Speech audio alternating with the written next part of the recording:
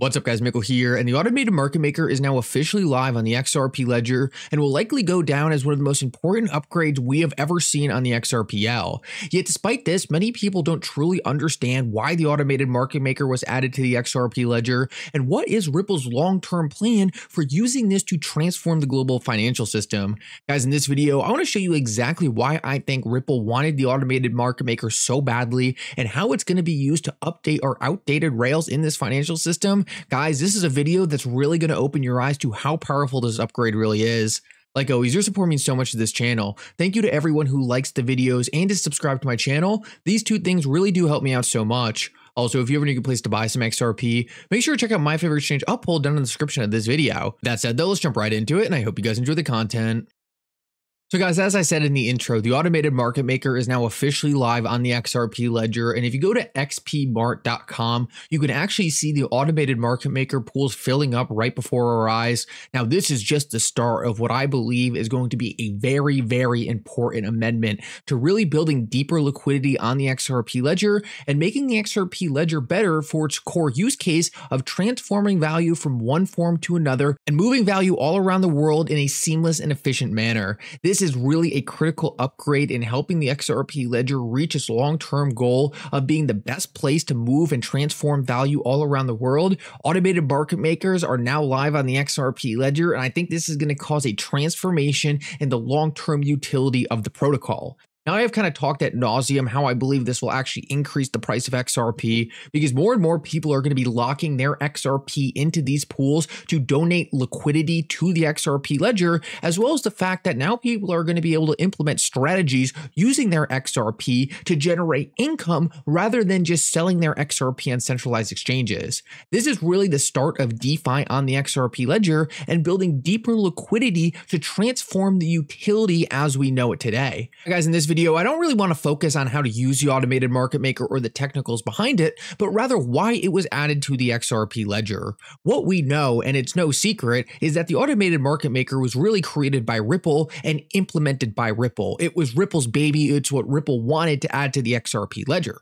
Now, Ripple is a very powerful, very large organization. They do not make changes to their core payment stack without a direct reason for needing that change. So what I'm trying to say here is, right, Ripple clearly had a use case for the automated market maker, and I want to take this video to really break down why I believe Ripple wanted it so badly and what is Ripple's master plan, what is their end game for this automated market maker. Now guys, I think it starts at stablecoins. What we know is Ripple is looking to make a massive entrance into the stablecoin market, but so far we really haven't seen any stablecoins on the XRP ledger, right? Most of the stablecoins we see right now in the cryptocurrency ecosystem are centralized stablecoins like USDC and Tether, which are centralized under a private company.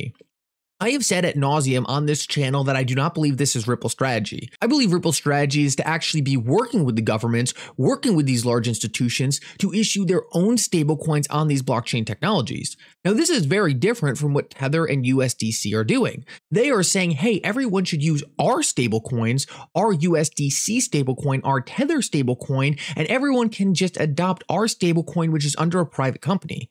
I think Ripple knows that's not the strategy that's going to win. None of these big banks, none of these big countries want to take the counterparty risk of using a private organization's currency, right? Because if that private organization goes bankrupt, you can't have your currency disappearing. That is a massive risk. So instead, what Ripple wants to do is work with the countries, work with these centralized players like large institutions, banks, and payment providers to build their own stablecoins that can then be native on the XRP ledger.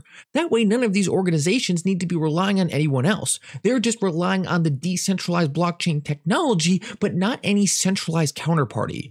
This is what I believe Ripple's long-term goal is, and I want to show you exactly why the automated market maker is so critical to this vision playing out. What we know is that if every country and every large institution are all going to have their own stablecoins, right, their own pots of value, we are going to have interoperability and liquidity between all these different pots of value. That is exactly what the automated market maker was designed to do. help link these pots of value, help link these different centralized stores of value that these governments and banks are going to be issuing via their own deposits or via their stablecoins. Ripple has been working behind the scenes with the governments, with the large institutions to start actually building these systems. But the reason we haven't seen them put on the public ledger yet is we're still early, right? A lot of these governments are still working behind the scenes because there's not regulations. A lot of these large institutions, right, don't have the clarity to actually issue these things to the public. But I want to share with you a video that I think is really going to make it clear that there has been a lot more advancements on this behind the scenes than many of you are really aware. Ripple really does have an end game goal for how to build this entire value transfer system on the XRP ledger, how they're going to get the big governments and big banks involved, and how they're all going to connect to one another. Guys, I want to play you a clip by Darren Moore Jr. that I believe is really going to help tie everything we just talked about together in helping you understand why the automated market maker is so critical to this stablecoin strategy, so critical to building liquidity between these institutions and getting these institutions to issue their deposits directly on the ledger.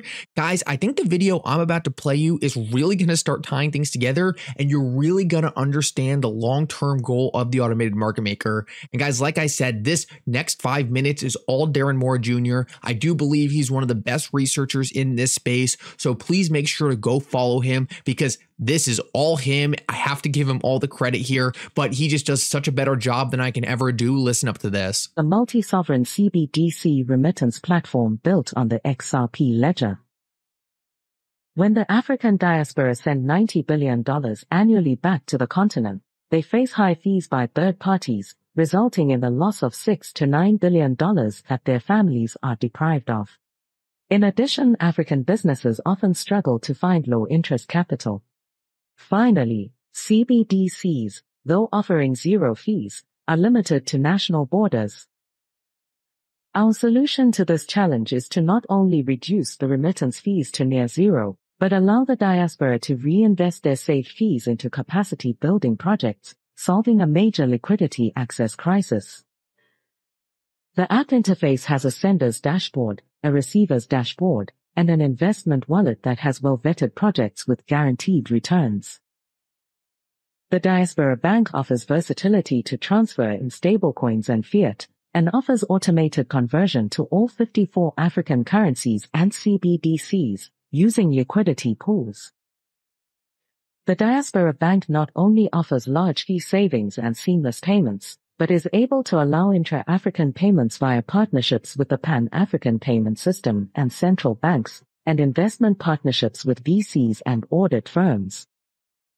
So it's saying that there's 54 African currencies or CBDCs, and there's near zero remittance fees. Now, they're partnered with the African Union Pan-African Payment System and the Central Bank of Nigeria. So the Central Bank of Nigeria is partnered with this for 54 different currencies. They have to use a public version of the XRP ledger to swap those currencies. And the Ripple ledger modularizes remittance split, conversion between CBDCs and stablecoins.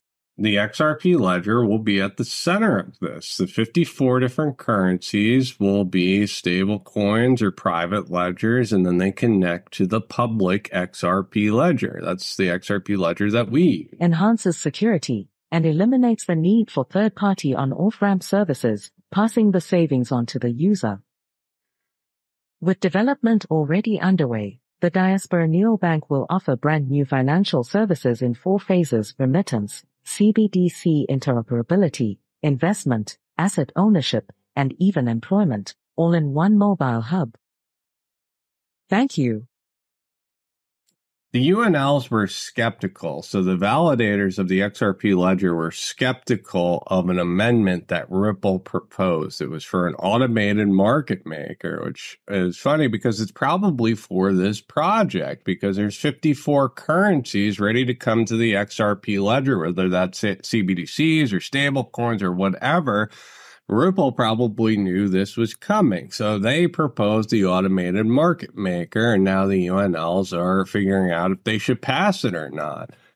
And we want those resources controlled not by IMF and World Bank, Because IMF and World Bank, you have the final say. We don't have no say.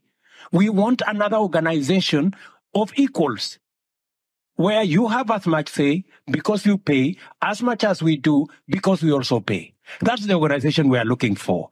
And that is why we are saying we need a new financial architecture where governance, where power is not on the hands of a few people. He's talking about reinventing the system, creating a new architecture for the financial system. This is underway, with or without the United States. This is what digital asset advocates have been arguing, is that you're missing the wave of innovation, yet the politicians didn't realize this. And that's why money is moving to places like China.